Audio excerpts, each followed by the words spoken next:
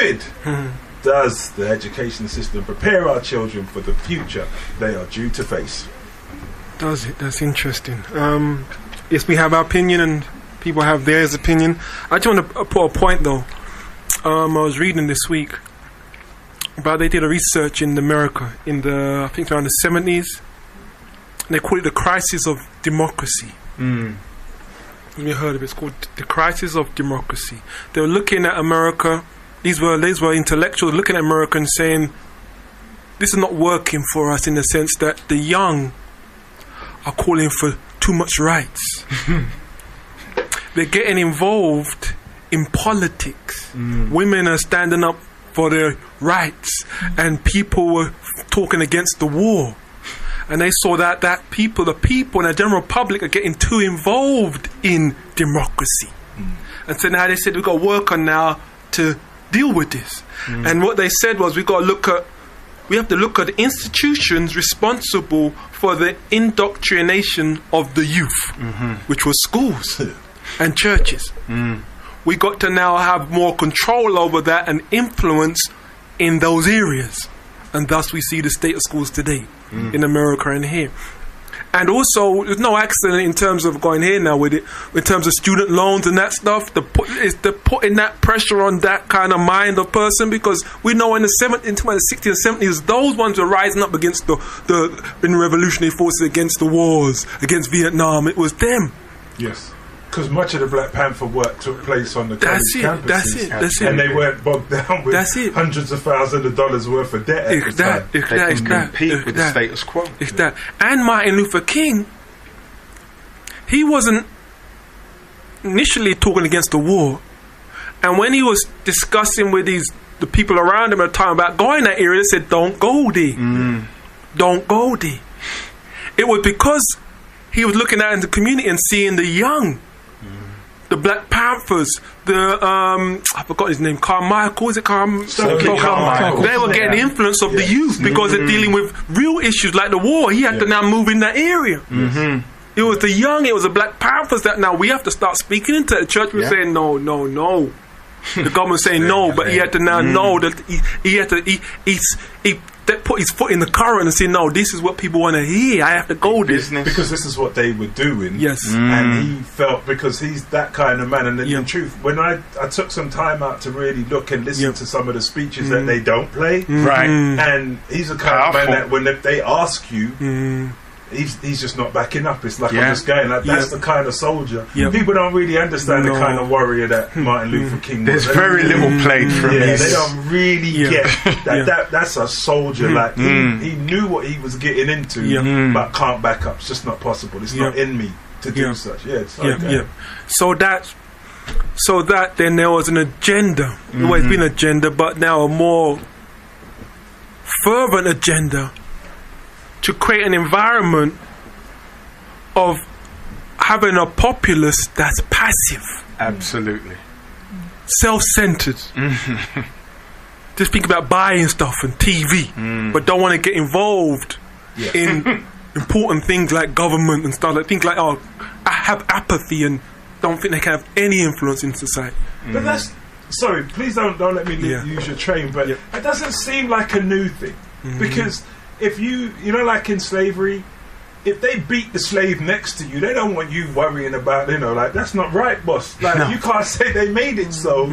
We're individuals in slavery. Like, let's keep your head down. It's, I'm very sad that George just got whipped to win an inch of his life. But if I even show that I felt that, they might drag me out there for something. So it's kind of like rebranding that same kind of individualism. And I think it's what you said. It's like they had it at a level. Then they started to see changes in the consciousness. That's right. The changes in the consciousness, and then they've come up with a new system. They come up with something new. And I think really what we're talking about here today is we see changes, but don't necessarily respond with that same scientific understanding. It's here today. Sorry, did you finish? I'm done. Yes, sir. Trev, I'll come back to you. D, don't watch nothing. Trev.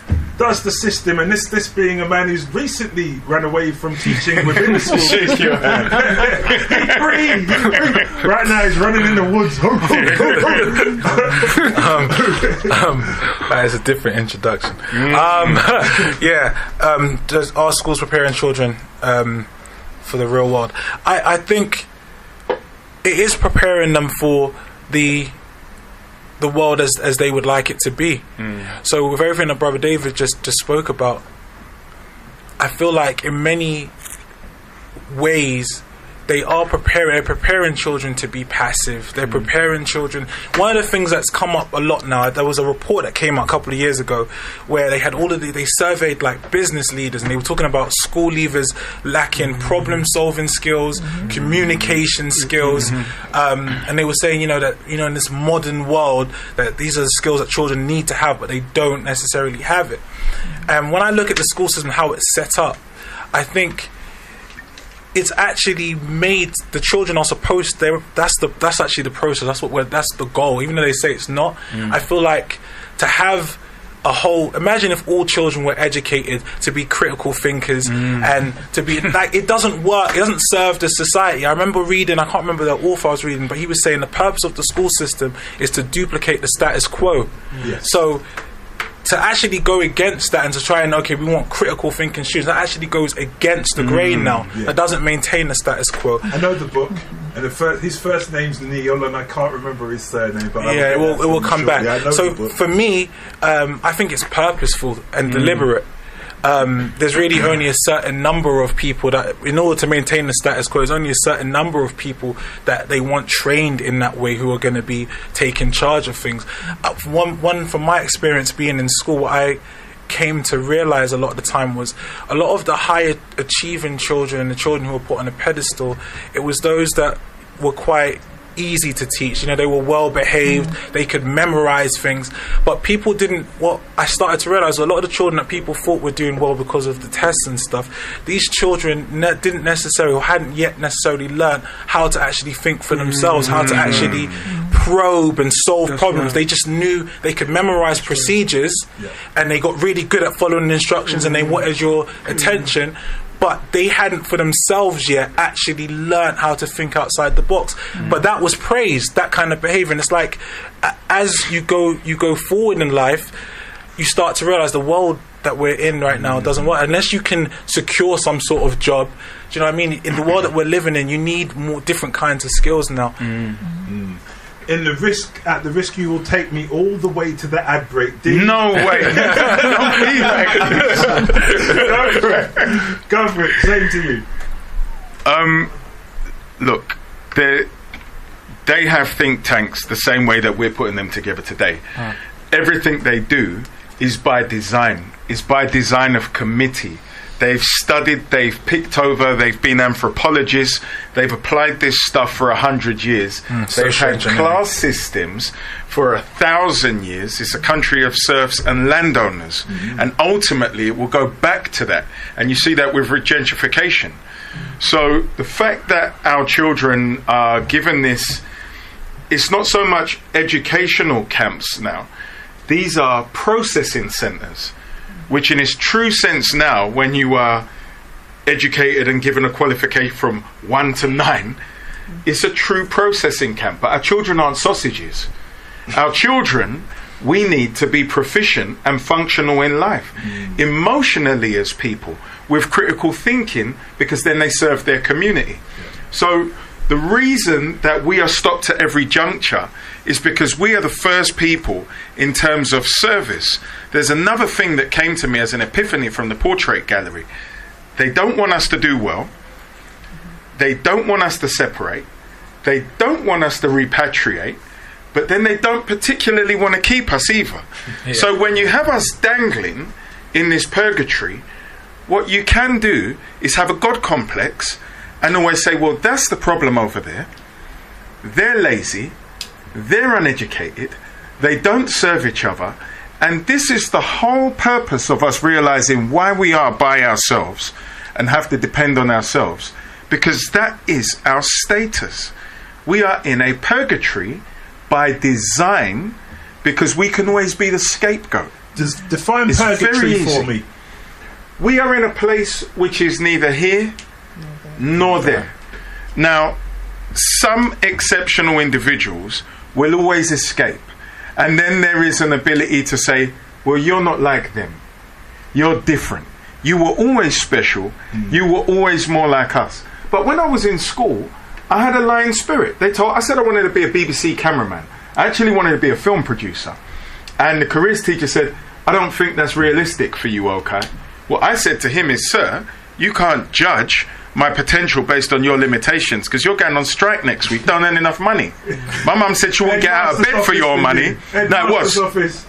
And it was. He kicked me out of the class and he shouted. He was very angry. But I had a spirit that I never listened and I never believed.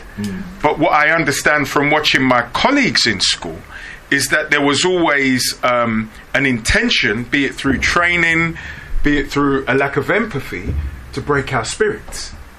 It was always an intention to break our spirits. And I saw that. Yes. And I felt like I was in a concentration camp. I used to watch these movies like The Great Escape. Yeah. And I'm looking at a teacher. I don't care what you're saying because I know what I'm going to do. I sold things in school which people did not know, but I would not say. My mum knows exactly what it was.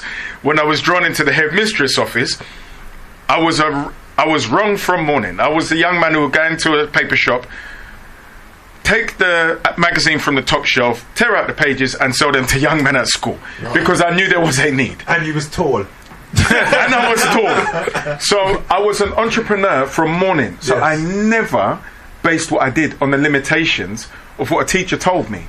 However, what I know is that when it comes to the mass of us, it's not every one of us that is going to do that, which is why we need institutions that represent all of Take us. that and be able to share that. Absolutely.